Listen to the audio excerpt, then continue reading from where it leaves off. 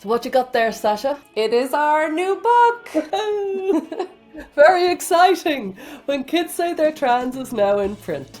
And this is a book for parents who want their children to flourish, but who don't believe that social or medical transition is the best route for their health and well-being. And we think parents know their children better than anyone, so this book will give you the confidence to trust your instincts and also offer you some practical tools so you can be more effective in helping your child. So please visit our website, whenkidsaythey'retrans.com, to order your copy today.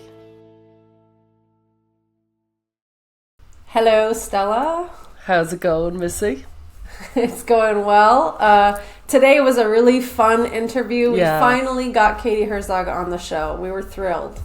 And it was a fascinating interview. We kind of weaved in and out of loads of different subjects. We asked Katie about being a lesbian and kind of moving. She was living right in the middle of kind of queer land, as she might describe it herself, and just what happened to the community that she was living in. Yeah. She also talked about her 2017 article, which is about Detransitioners. And that was, I think, the big kind of launch for Katie into the world of gender, at least from a writing perspective, of course, being in the gay community, the queer community, as we call it. She had been observing these things for a while, but when she wrote that piece, it was really huge.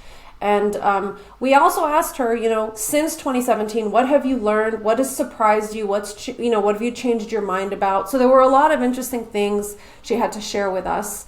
And we also talked about things like repressed memories, which she has covered in her writing as a journalist, and lots of parallels with gender.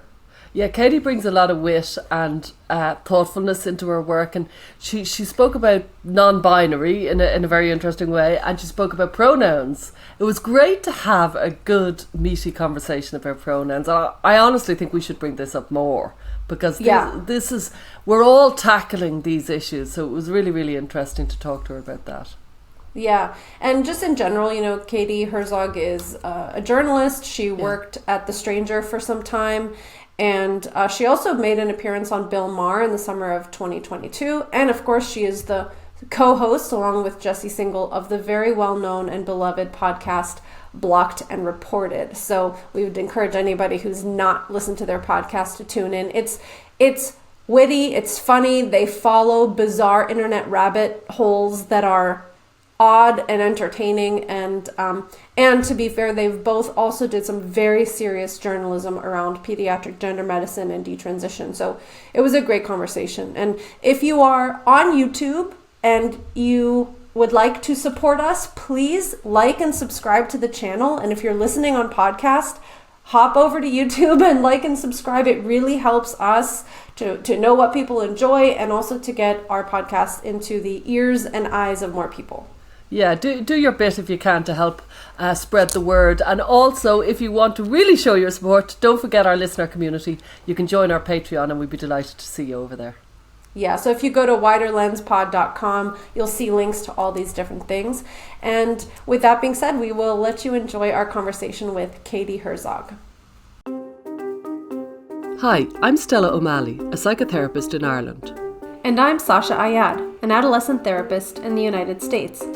Through in-depth interviews, personal stories, and psychological exploration, we probe the gender landscape within contemporary culture. And we consider the implications of prioritizing personal identity over other aspects of the self. This is the thinking person's take on gender.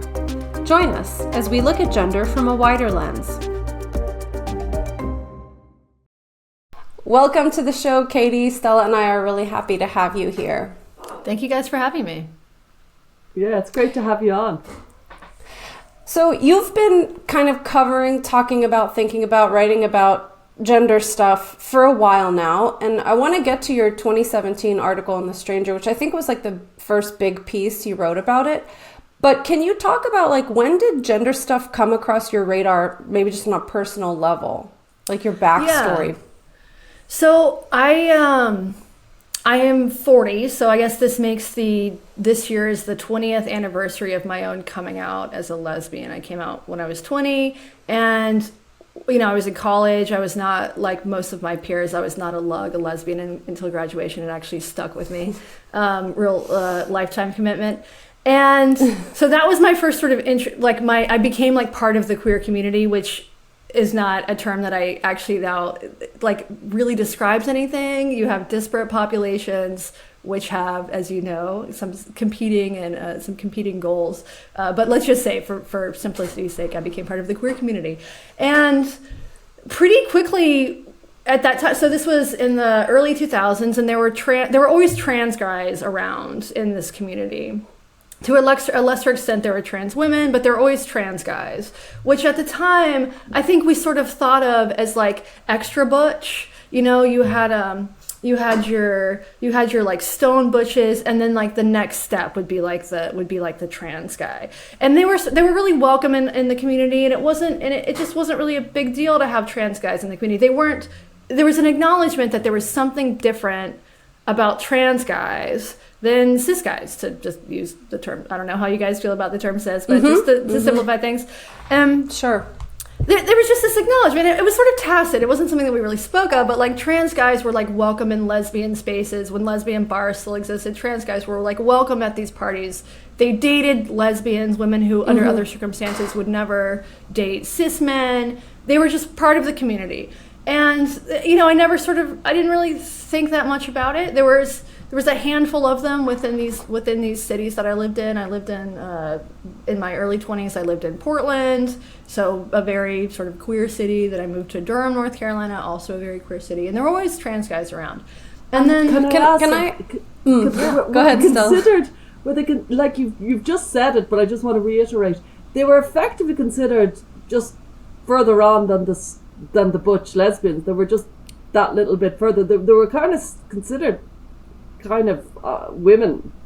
Yeah. Female at least. Yeah. Okay. Yeah. This idea that there was, you know, there's no difference between trans men and males. This would have been ridiculous. Okay. They embraced the difference. You know, there was and I think for some people, like for lesbians who dated trans guys, there was a sort of conflict. They didn't like being perceived as heterosexual because that was against their identity, and also because it wasn't cool to be seen as heterosexual. So if your like trans boyfriend passed too much, that was sort of a problem, because like nobody wanted to be seen as straight within these communities. And this was something that I recently reread an article from 2003 that was in the San Francisco Gate. And it was about this. There was this long section about how women were sort of lesbians, or dykes, or queer women, or whatever. They probably don't call themselves lesbians anymore because they're all pansexual or whatever.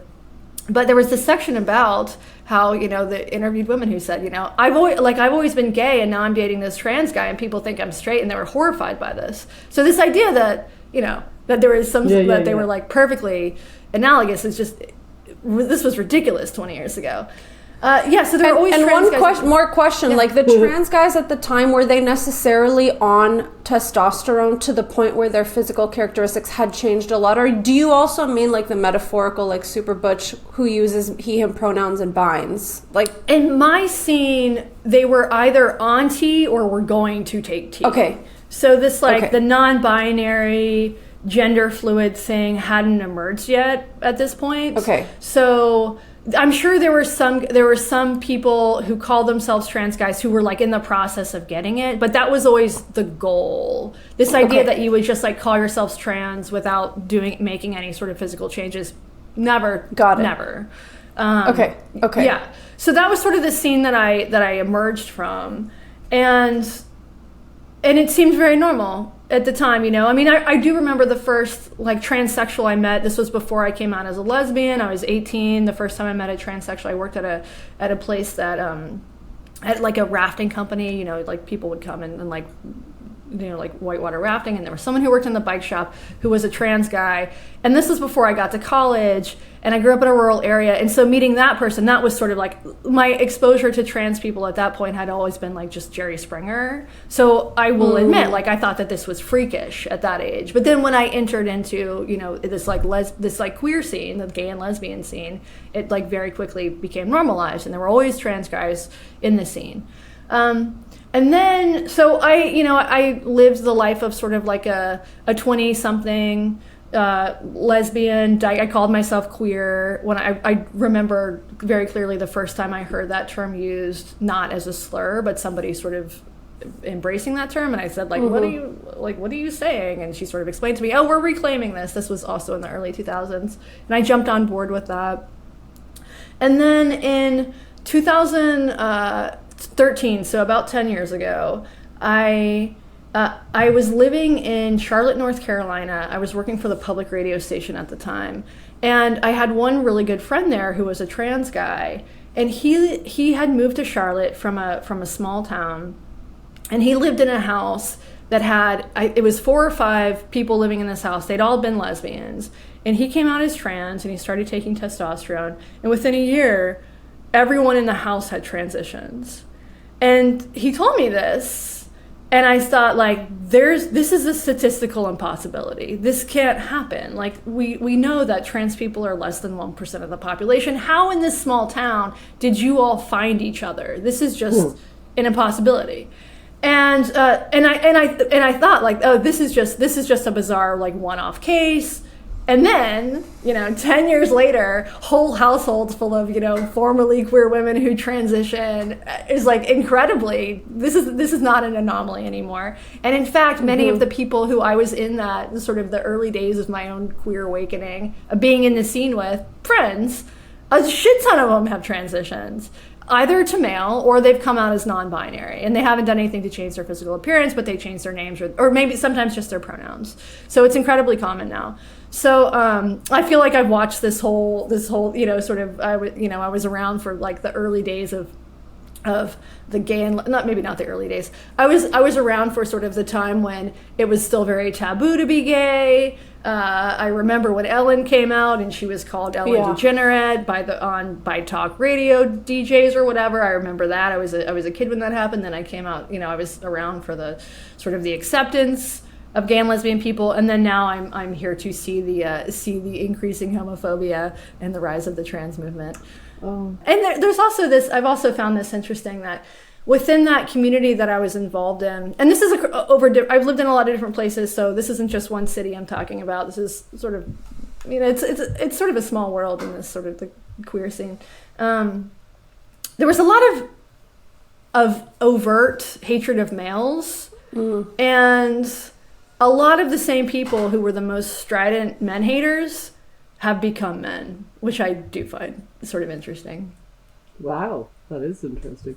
Before we go there, could I ask you a question that I've always wanted to ask, and it's a little bit off the wall, but it's like a problem that I can't, it's like a cognitive itch, that if you're lesbian and you're attracted to the female body, how do you negotiate being attracted to a trans man who's becoming male, like with their skin and the hair and the, let's say, the mastectomy, and what are you actually attracted to? I just, it's a leap that I can't seem to leap over. The wrong person to answer this question, because I'm not attracted to men or masculinity, and I'm definitely not attracted to trans men. But I think my guess would be that if you were asking somebody who was, and this is not a small number of people, there are lots of women who are attracted to butches and attracted to masculinity, and apparently are attracted to trans men, but not cis men, or at least don't want to date cis men. I think they would say, I'm attracted to the person, not the body. Or they would say, I'm attracted to the gender, which to me just means stereotypes, not the sex. The person. Yeah, so people will find all sorts of ways to justify this. And not that they need to justify their own sexuality. I think it's just sort of an explanation that doesn't make sense to those of us who are sort of outside of it, but does make sense for people who fit that mold. And there's a lot of people who do. I'm a lesbian, right? Like, I'm like a 6 on the Kinsey scale, but I do think that female sexuality, and this is something that I've changed my mind on a little bit, I think that female sexuality is much more fluid than male sexuality. In fact, there are sex researchers, Sasha, you might know more about this than I do, but there are sex researchers who argue that the concept of sexual orientation doesn't even really apply to women the way that it applies to men. And I have seen that not just in terms of, like, people who call themselves lesbians who are now in relationships with men or trans men, but women who were straight for their entire lives, and then all of a sudden at the age of 30 or 35 or 40 or whatever decide that they're going to date women. And you don't see that as much with men. It's not uncommon at all with women. I'm married to a woman who thought she was straight until she moved to Seattle and basically, found herself living with lesbians, and it was like this possibility sort of occurred to her for the first time. Oh, maybe I'm not totally straight. And you could argue that that's a social contagion. I think, in fact, it actually might be a social contagion. And I don't think there's anything inherently wrong with that.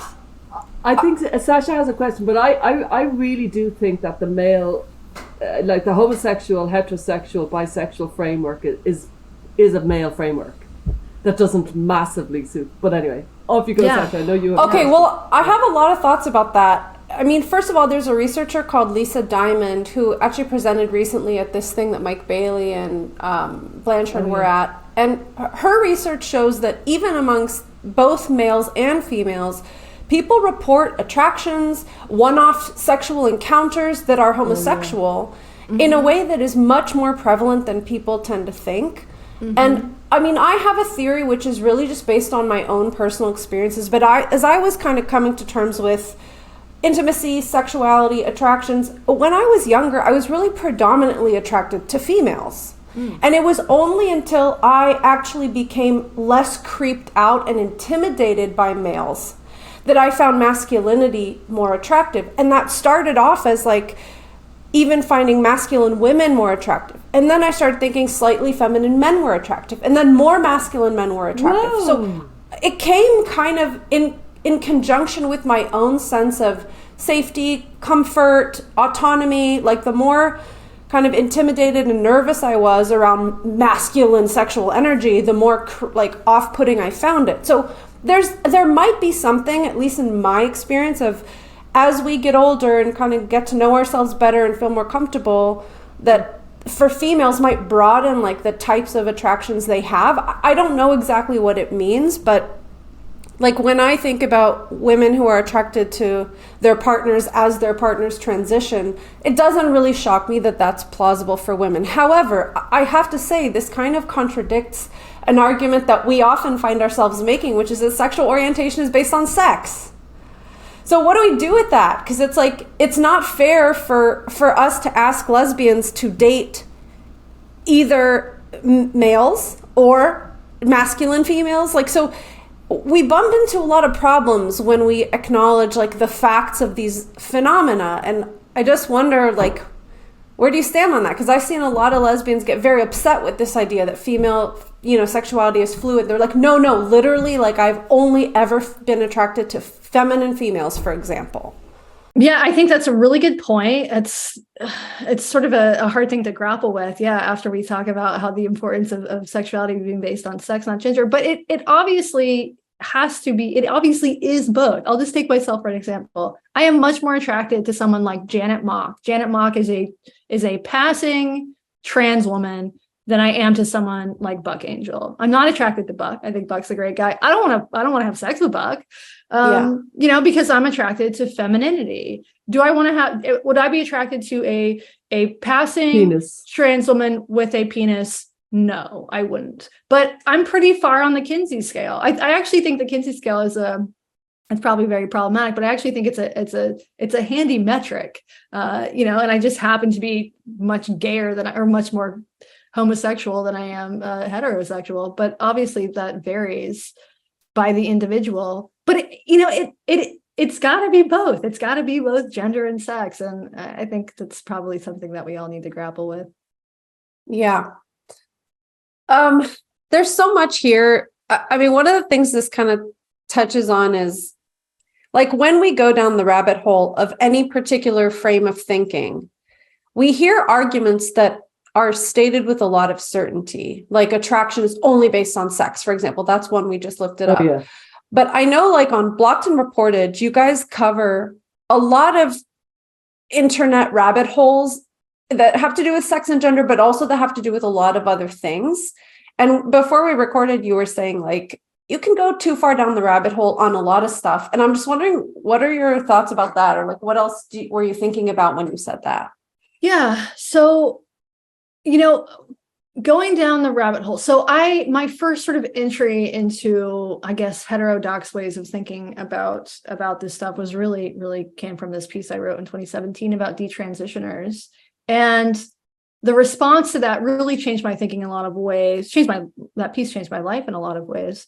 But one thing that I started to explore after it came out was one thing I've sort of become more interested in was things that are conventional wisdom, how conventional wisdom can be incorrect. And here's an example from something not even related to really people. Well, I guess it is related to people, but so I have a dog. Anybody who's familiar with me probably knows about Moose. And when Moose was a puppy, we were debating whether or not to get him neutered. And every dog that I'd had been neutered from a young age, 6 weeks or 8 weeks, very young. Yeah. And that's just sort of what we do in the US. I don't know how it is in the UK, but in the US, it is just known that responsible dog owners fix their pets. It's just what we do. Right. And it turns out that this is also this is very cultural. In some places in Northern Europe and Scandinavia, it's illegal to spay and neuter your dogs. I think in Sweden, I might be getting that wrong, but so I started doing all this research and I found out that this can cause really serious health problems for different breeds of dogs. And this is just an example of one of the things that I sort of assumed that the conventional wisdom was good and correct and true and based on science, believe the science, right? And it turns out that it's not. And there's all sorts of issues like that within our culture. And this has made me skeptical of experts, quote unquote experts in a lot of ways. You guys might have caught this. There was a recent piece in The Atlantic by a woman named Jennifer Senior, who wrote about how her mother's sister was born with a developmental disability, and she was sent off to an institution when she was 21 months old.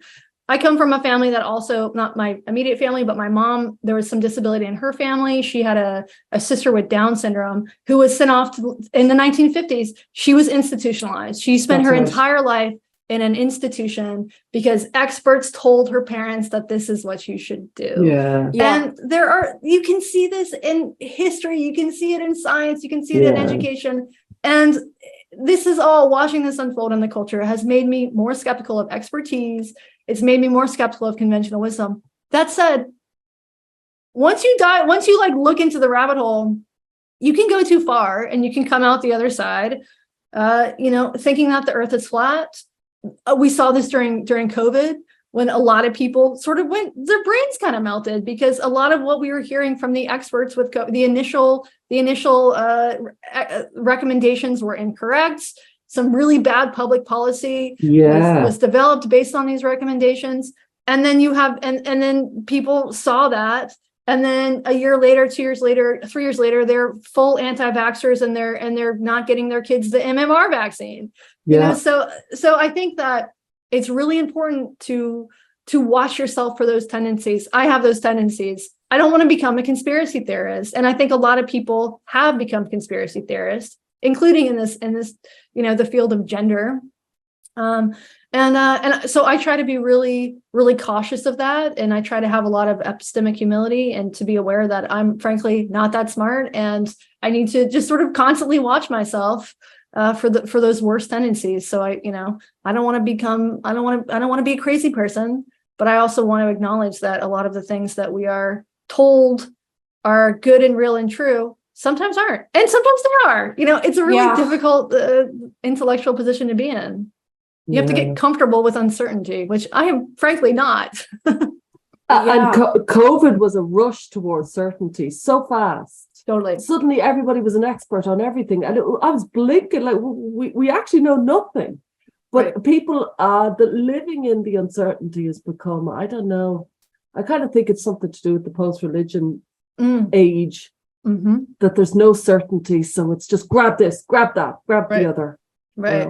Yeah, I think there's probably a very human desire to have that certainty, and then and part of growing up is realizing that we don't have it, and we're not actually ever going to have it. I know. Yeah, it's disappointing. And it's so disappointing, and it's so hard because I think everyone's genuinely trying to do their best, and you inject kind of questions about morality and harm into this, and it really exacerbates those unfortunate tendencies. And of course, that was so true during COVID, because we were talking about people actually getting sick and actually dying, but then there were kind of inflations of these things. But something that you've also covered as a journalist, which I'd love to talk about because I think it relates to this, is repressed memories, satanic ritual abuse, the idea of being able to compartmentalize your traumatic events and completely forget about them and then remember them suddenly. So can you just walk audiences through a little bit about that, because it relates so much to gender dysphoria, and we just want to like help people understand that. We reference it, but I don't know if we've ever flushed it out. Yeah, the parallels are really striking. So the repressed memory craze really started with a book called Sybil, and I'm not remembering the author at this moment, unfortunately, but this book was a therapist wrote this book based on essentially like the case studies of one patient of his. That was this patient said that she had multiple personalities. These things are all sort of threaded together: multiple personality disorder, which has since been rebranded to dissociative identity disorder; repressed memories, this idea that really horrible things can happen to you at a young age, for instance, and you can repress it, and then at the age of 30 or whatever, when you enter therapy, it turns out that actually you saw your parents feed your baby brother to the family dog and forgot about it. So this came out in the 1970s and 80s, and there were these in the US. I don't know if this made its way to England or not. But in the US, there were lots of people who were accused, tried, and in some cases convicted of really heinous crimes based on the recovered memories of children. Could I just answer to that, because I've never mentioned this. No, as far as I know, it didn't travel as no, I don't know. I might be completely talking out of turn. I certainly wasn't working in this field at the time, but it didn't seem to travel. But what did travel was the mindset. So you heard people say, "Oh, repressed memory," all the time, just like, you know what I mean? It went into the culture completely. But I'm not convinced, from what I haven't read very much about it, but I feel it got really entrenched within the psychology world in America. Absolutely. It really did. It became this real craze, and it was, became beyond the psychology world. This became a sort of media story. And it definitely did that. And and I'm in Ireland, by the way. My apologies. And just so like locally, so I live in Washington State. There were a couple of infamous cases in Washington State where this happened. There was a sheriff's deputy in Olympia, Washington, whose children accused him of really horrific abuse. He spent, I believe, 9 years in prison. The abuse never occurred. The kids really thought that it did. There was another case in Wenatchee, Washington, where a bunch of people, pastors, Sunday school teachers, teachers, were accused by a group of young people of really, really heinous crimes that are so unbelievable that anybody should look at them with like a little bit of skepticism. And we have a friend, some friends of my wives are from there.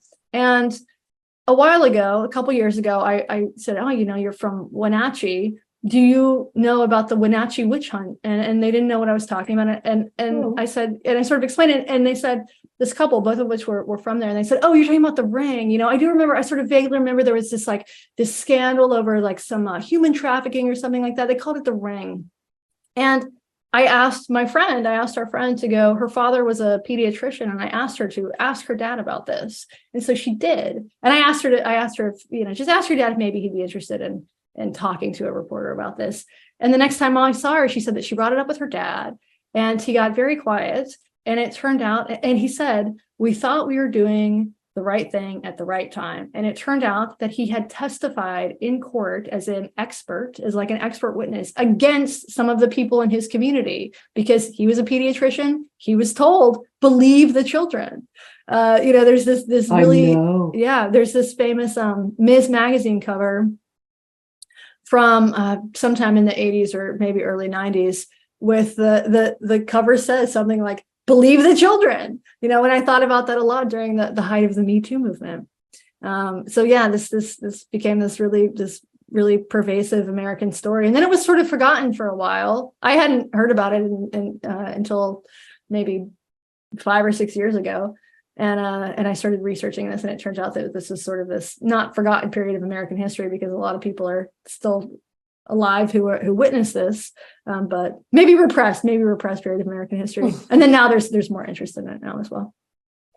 Yeah, there's so much about it that I find interesting. I mean, first of all, so that we can understand like how clinicians got this in their mind. I mean, they're told something that I think seems somewhat plausible, which is we know that when bad things happen, some people have denial about it, right? That's kind of like a pop psychology thing that we can all relate to. Like, oh, I'm in denial about my, eating too much junk food or something. But then you take that and you start making it a bigger thread. And all of a sudden you've leaped to, we can take entire portions of experience, completely forget about them. It's like a denial extreme sports version or something. Right. And then, the therapists who are learning about this theory, which kind of seems plausible, though memory experts, of course, know that that's not true. Memory is so subjective and it's so suggestible. But then more therapists were getting training around these concepts. Yes. And then they were kind of like extracting memories from patients. And in addition to that, you were also seeing people who read the book Sybil, who began to genuinely feel like they have either different parts of their personality coming out, or that they get like a memory fragment. So it was this reciprocal process between patients coming into therapists with these reports, right? Yeah. Just like gender dysphoric kids coming to therapists and saying, I'm really a boy, and therapists being trained in the procedures to help. Yeah. So it's kind of snowballed in this incredible way to where everyone involved thought they were doing the right thing. Right. This is researching this history and knowing about what's going on now with the gender stuff has made me really skeptical of therapy. Yeah. And therapy is so pervasive now. It's, not just in-person therapy, but I think BetterHelp advertises on probably every podcast in America. And I'm not totally convinced except ours. Yeah, mine neither, and they won't after this. And I'm not totally convinced that I think there's some sorts of therapy that can be really helpful. But I can also think there's some sorts of therapy that can be really bad for people. And in some ways, I think maybe one of the most controversial things that I've ever said on Twitter, I said something like, sometimes I think instead of therapy, maybe people should just go out and try to help somebody else. I got extremely ratioed for this tweet. But I do think that in some ways, perseverating on your problems, focusing on the self is not necessarily a healthy way to live one's life.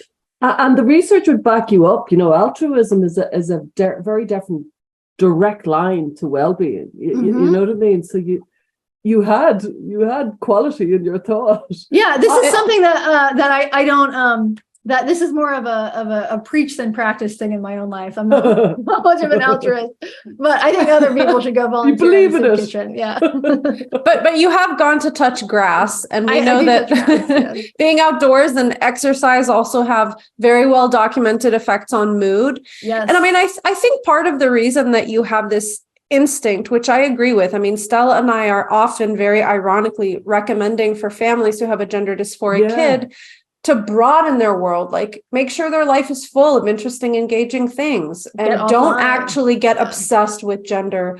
But I think part of the reason for this is that what we think of as therapy has become very superficial and non-helpful conversation. And somebody like a Jonathan Shedler, I know that you guys have some skepticism about psychodynamic therapies, which is totally fine. But I think when therapy is working well, you're supposed to actually learn how to break your patterns that are unhelpful and have better, more functional relationships with people rather than talking in a room and feeling terrible for yourself. Like that's not what therapy should be. And our whole culture has kind of watered down, I think, the idea of therapy.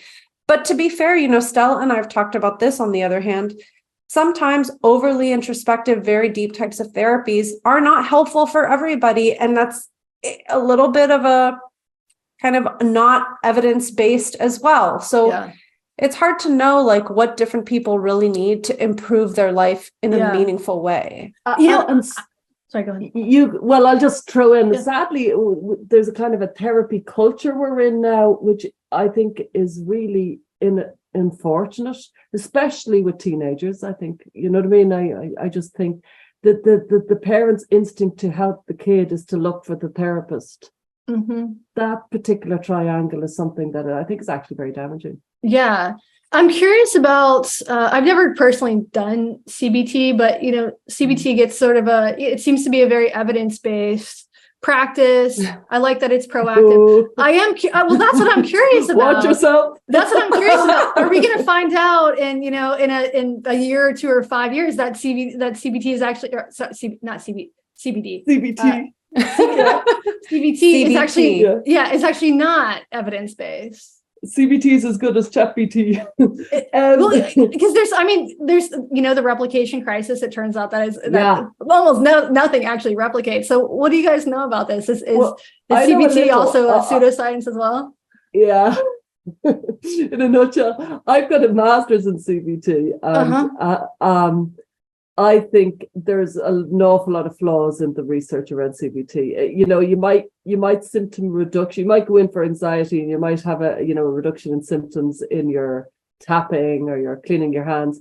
In the meantime, you might have started to drink lots more. But technically, this symptom is reduced. You know what I mean?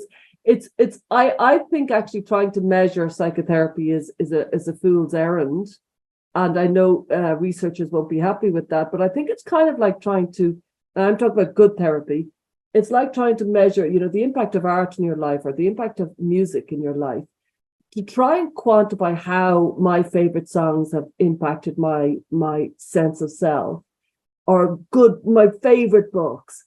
I can't. Right. You know what I mean? It's not measurable. It was asking the wrong question. Right. And so when we went into starting to measure psychotherapy, we opened something that it was the wrong question. That's my feeling. Yeah. Jonathan Shedler is a psychotherapist and a researcher, and he's actually done a lot of looking at CBT and what the research shows. And I think his point, and you could look at his paper, he wrote something called "Where's the Evidence for Evidence-Based Therapy?" And he kind of goes through with a very analytical look at all the research.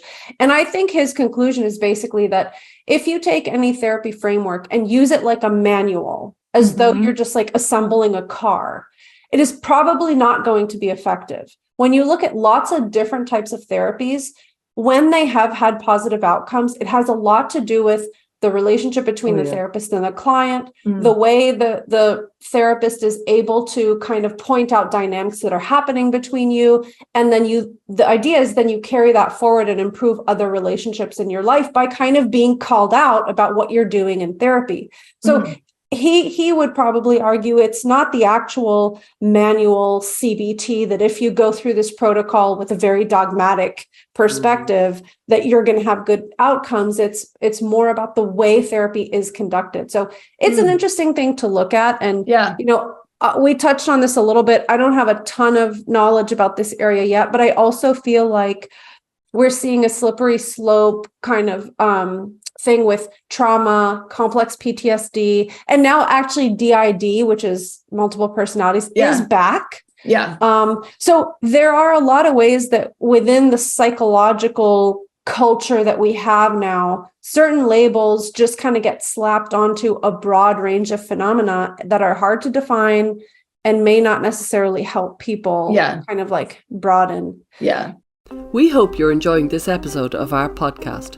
We work very hard to maintain high quality content for the show. To take an even deeper dive and support the show, join our listener community for access to exclusive content, practical tools, and resources supporting gender and identity exploration. We're so grateful to our sponsor, GenSpect, an international organization which offers an alternative to WPATH, providing a range of education, resources, and supports to anyone impacted by gender distress.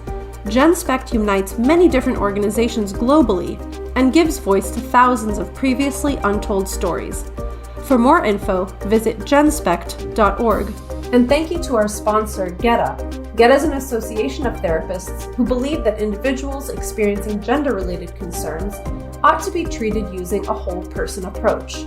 We connect like-minded clinicians, provide educational resources and training, and help people with gender dysphoria find the right help. Visit GETA at genderexploratory.com. And now back to the conversation.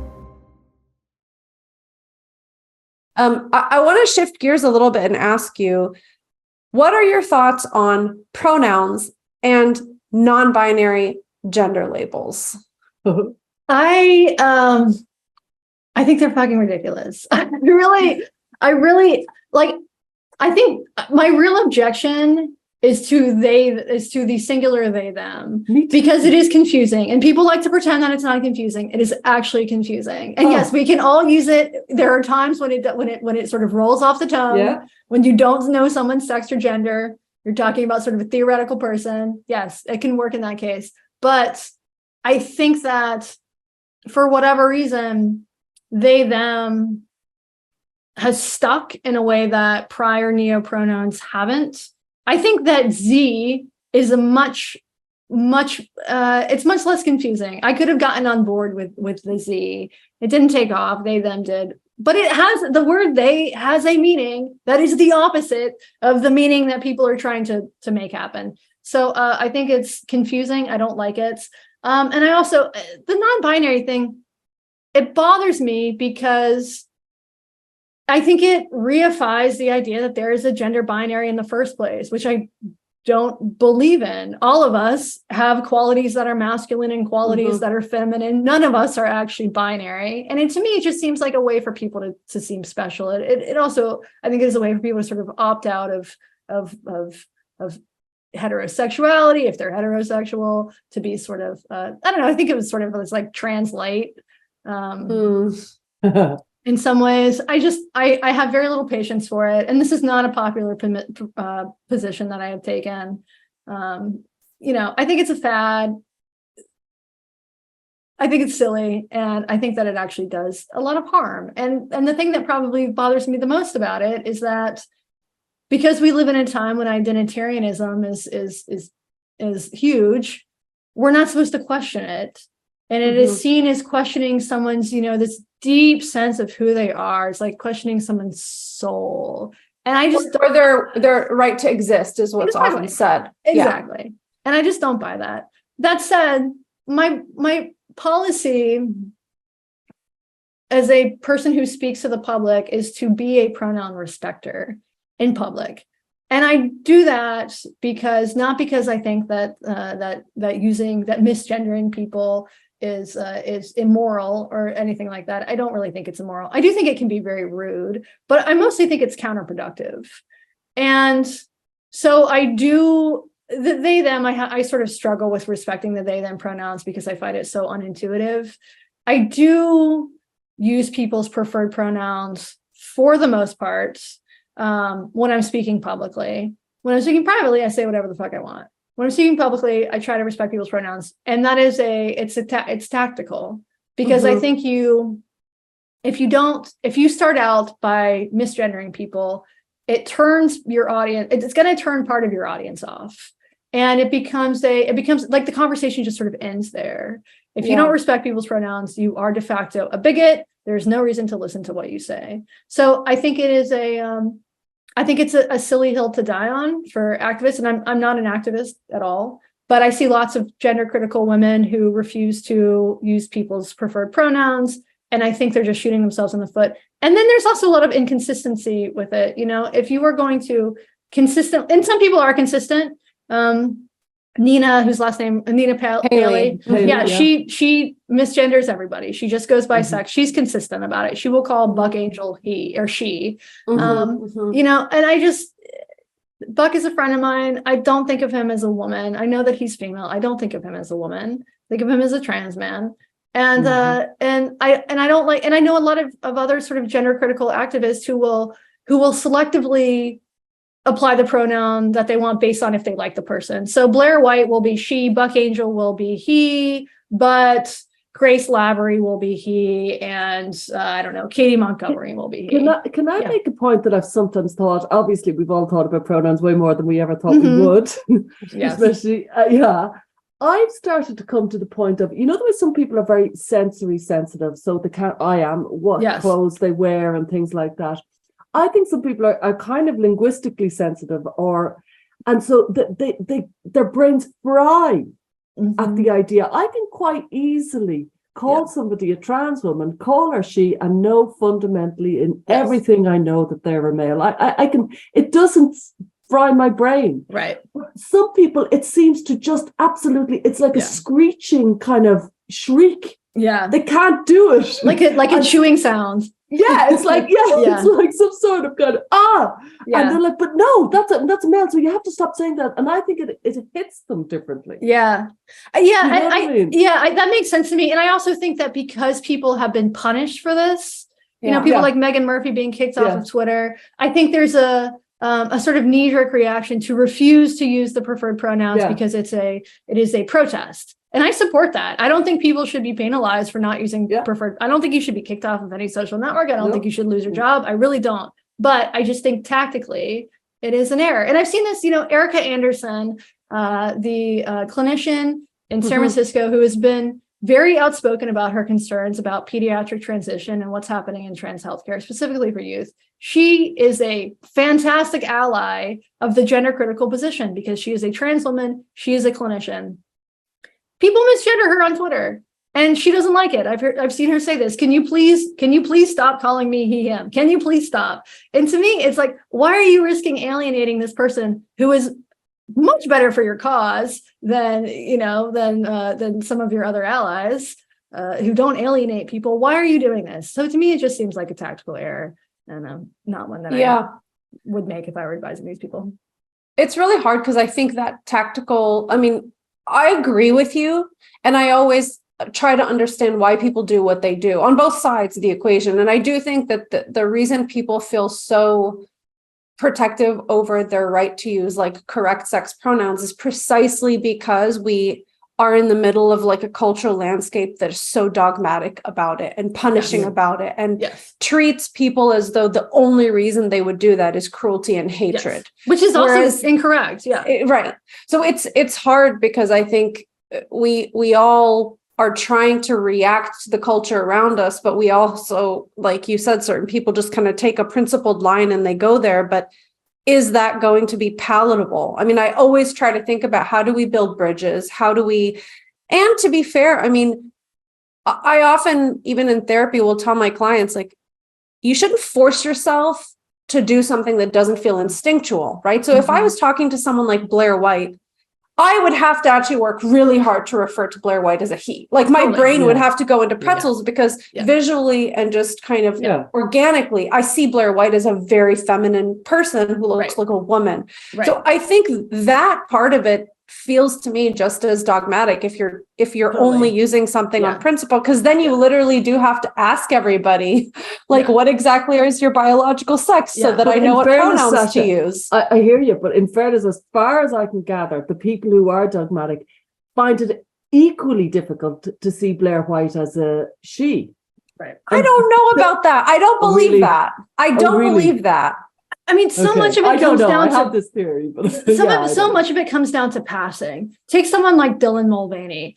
I had a really hard time referring to Dylan Mulvaney as she until Dylan Mulvaney had really good plastic surgery and hair extensions and wears makeup. Now Dylan Mulvaney passes as a woman, and I'm like, in the surgery is so impressive. I want to get facial feminization surgery myself.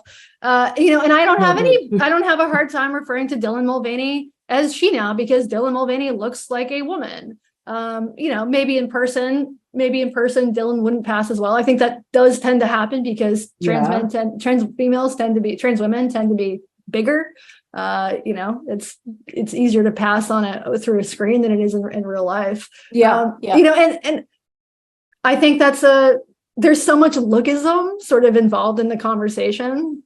And I think it's important for us to acknowledge that. And the same thing is true of bathrooms, I think that my position on bathrooms might even be inconsistent, or it might make zero sense. I think that people should basically use the bathroom that they pass with, but then you have butch lesbians, right? Should butch lesbians be required to use the men's bathroom because sometimes they look like men? Of course not. Of course they don't. You know, but you have like there's a trans woman on Twitter who at least by her photos passes as, she's a gender critical trans woman. I'm forgetting her name at the moment. She passes as a woman. She's very small. She looks like a woman. She's had all the surgeries. She uses the men's bathroom because she is that gender critical. She uses the bathroom of her sex. Right. I think that puts her in danger. And I think that that's going to make the men in the bathroom more uncomfortable. Right. So, I mean, I think that people should, I don't believe in bathroom bills in part because of that, but I think people who are in this position, who are gender nonconforming, should really think about how they're making other people feel, and their own safety. And it's, you know, I don't think that you can really craft public policy around that, but it is maybe sort of a morally inconsistent position to hold. Yeah, I mean, I think the whole thing that this brings up is like, what are categories anyway? You know what I mean? Right. And why do they matter? And why is it that in general, transgressing a category always causes some sort of a cultural kerfuffle? Why is that? And I think the same thing is true for incredibly gender nonconforming gay men and women. Like, their presence has always ruffled some feathers and caused there to be unfortunate constrictions on their behavior and trying to shame people and force people. And I, of course, don't agree with that. And I definitely think butch women should be using the women's restroom. But, you know, categories are just the way our brain helps us make sense of the world around us.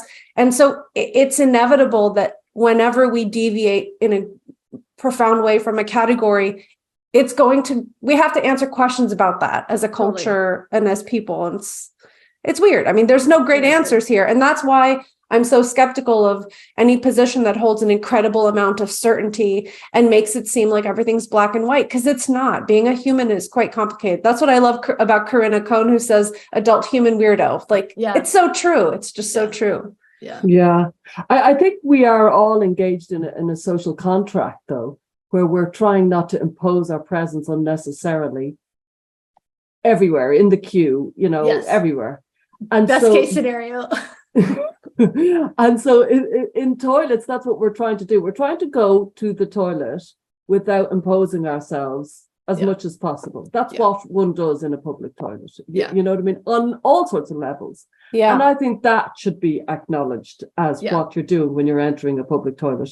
You're trying to kind of do something which isn't like palatable to anybody. Me going to the toilet beside you is you know what I mean? But we're trying to just do that in a civilized way because we're in a civilized society. So the key to going to the toilet in public is do it in a civilized manner that doesn't impose your presence. I think the issue is just that there are lots of people who violate the social contract because they want to.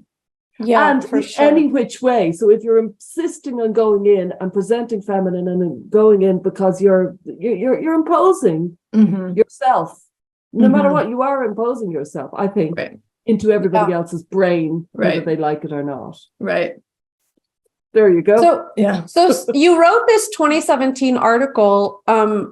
Basically, it's called something like Detransitioners. They were transgender till they weren't, or something like that. It's called the Detransitioners, and then the subtitle is They Were Transgender Until They Weren't. We will include that in notes and other things. But that was a while ago, 2017 in the world of gender. That was a long time ago. It's an aeon ago. Yeah. Can you kind of summarize a little bit about what that piece was? It was really groundbreaking at the time. I think now the detransition story is out there. And of course, people have different spins on it. But can you summarize that piece and then maybe follow up with, like, have you changed your mind about anything or learned any new things that in 2017 you wouldn't have agreed with or thought about? So the piece was profiles of maybe 6, it's been a while since I've reread it, but maybe 6 detransitioners, both male and female. And it was about their experience. And part of what I wanted to get at was that they were really stuck between these two positions where a lot of them told me, like, it was harder to come out as a detransitioner than it was to come out as trans. And when I detransitioned, I lost my community because trans people were sort of horrified by this. And a lot of them pushed back on it because it was seen as though they would be used as a cudgel against trans people and their ability to get healthcare. This was a valid concern by trans people. We have seen this happen in the US in terms of public policy in a few different, in many states, actually. Yeah. So I think a valid concern. But that was kind of my interest in it was these people really stuck between these two positions where they didn't want to be, they wanted their stories told. They didn't want to be used by the conservative right. This is something almost all of them talked to me about. Yeah. And I think it was sort of prescient because a lot of the things that people talked about being concerned with did come to fruition. They did happen. But the reaction to the piece, and I mean, there are lots of things that I would change now in the piece. Like the piece came out before Lisa Littman's work on rapid onset gender dysphoria had been published. I think she'd had a poster at a conference, but it hadn't been published yet. And I think I did this thing that I wouldn't do now, which is, this piece was written for The Stranger, which was Seattle's alt weekly. Seattle's a very liberal city. Mm-hmm. And I did this sort of to be sure thing. The sort of I'm gonna like put all of these markers here so that you know that I'm not one of the bad ones. So there was some hedging in the piece that I wouldn't have done if I were writing it today. I think it was sort of necessary because of the outlet in the city, but I don't think it helped at all. Like I don't need to write like 10 paragraphs on transphobia and the right wing in a piece that really wasn't about that. And then there's one statistic that I think will haunt me forever, which is I said something about, I wrote something about, rates of regret of people who've had surgeries, gender affirming surgeries or whatever, are low. Their regret rates are less than 1%. They're less than like people who get nose jobs or whatever. Oh yeah. That's not true. We just don't know that. Yeah. And at the time I wasn't as tapped into sort of the research,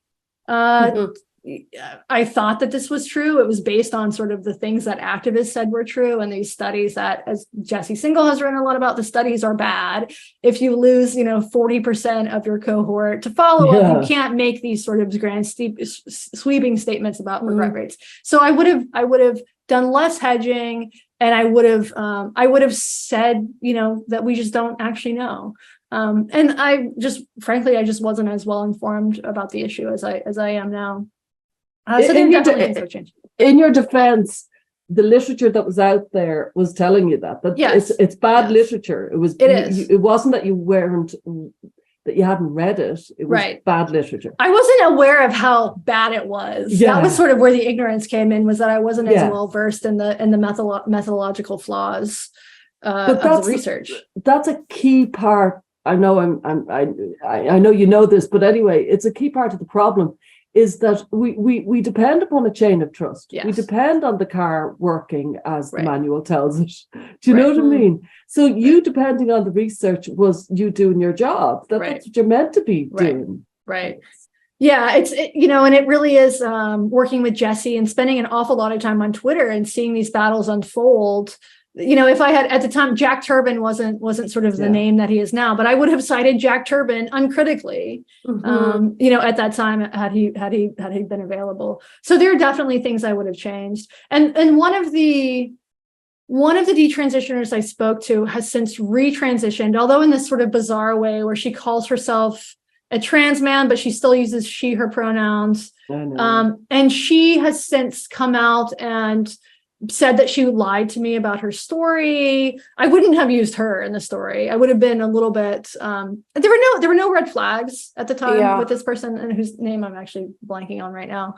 So there were no red flags, so I wouldn't have had any reason not to believe what she said. But identity is clearly very fluid with some people. And one of the people I use just happens to have an extremely, extremely fluid idea of who she is. I won't be surprised if she detransitions and then retransitions again and then does it a few more times. We need a name for that because it's happening. Yeah. The transition, the detransition, the retransition, and the re-detransition. Yeah.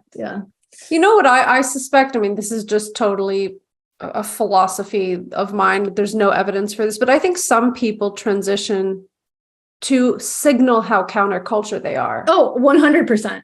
Yes. And then detransition was super counterculture, Oh, and now it's not anymore. yes. Now it's Yeah. like God. a very conservative right-wing Yeah. thing. I mean, not that I agree with that, but that's how it's often framed. Yeah. So I suspect there will be some people who are just being as edgy as possible. So like exactly being a trans man, but having she, her pronouns, that's very pioneering of this person. Right, right. No, I think you're totally right about that. And, I think it's interesting that I doubt, of the three of us here, I doubt any of us would argue that there's no social contagion when it comes to this issue.